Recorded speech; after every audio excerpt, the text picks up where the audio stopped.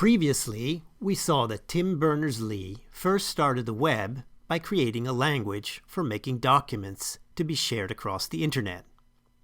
This language is called HTML, Hypertext Markup Language. So, what is HTML?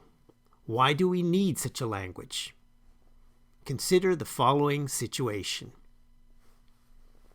Two people, Annie and Beth. Annie has a document that she wants to share with Beth. So Annie sends a copy to Beth. Now Annie gets another idea, so she edits her document. Oops, now Annie's copy and Beth's copy are different.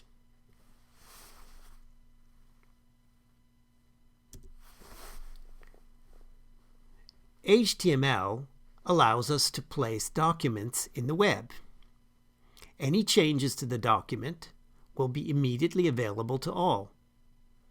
The document can have links, which connect it to other documents. Links are what makes the language hypertext.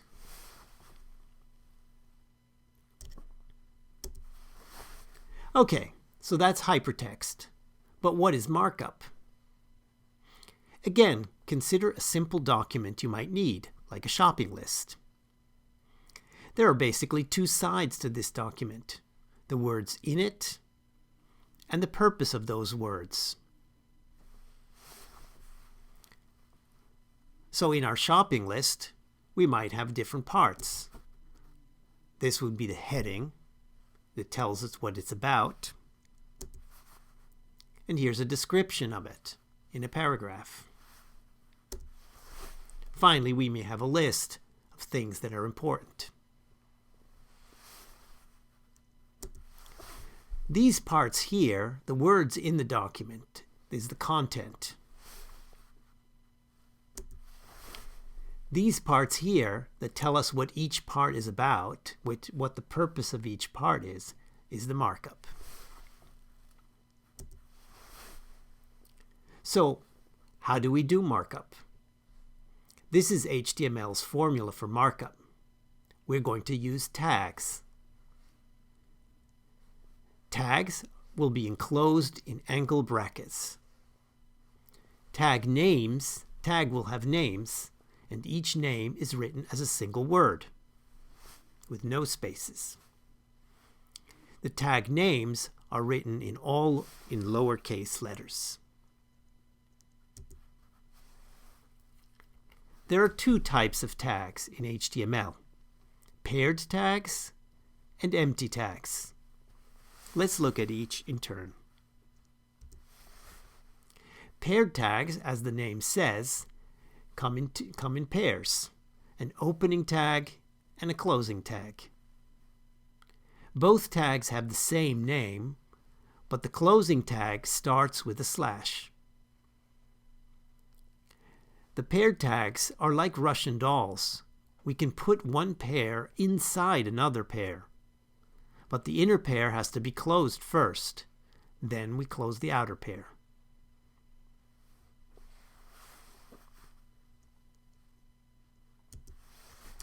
Empty tags are called empty because they have no content. The tag is the content. Empty tags can be written with a slash at the end of the tag. This shows that they are self-closed. Here are some examples.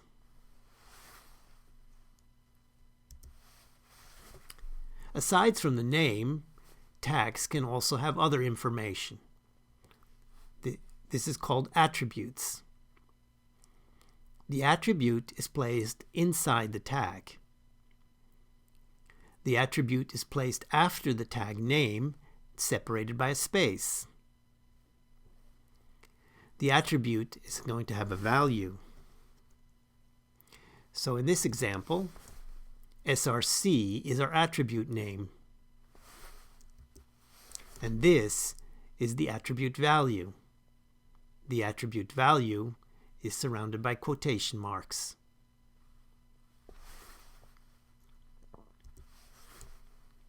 Okay, so this is now how we write an actual HTML document.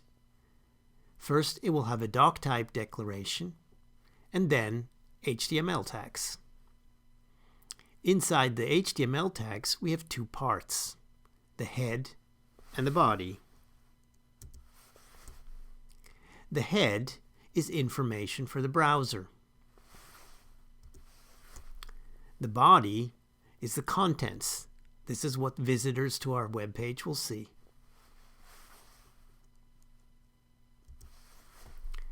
Here are some of the most important tags that we can use to write our document. We have H tags, H1, H2, H3. These are headings. The 1, 2, and 3 shows us how important that the heading is. Another kind of useful tag is the P tag, the paragraph. We will use this one a lot. Another very useful type of element in a document is a list. HTML has three kinds of lists. Unordered lists, which are just lists of things we might want to remember. Ordered lists, which describe steps of how to do something, or things that are important in the order. And finally, a third type is a definition list. A definition list is like a dictionary. This is the basic markup for a list. The list tag is itself a container. Inside the container, we put the items of our list. Each item will need its own tags.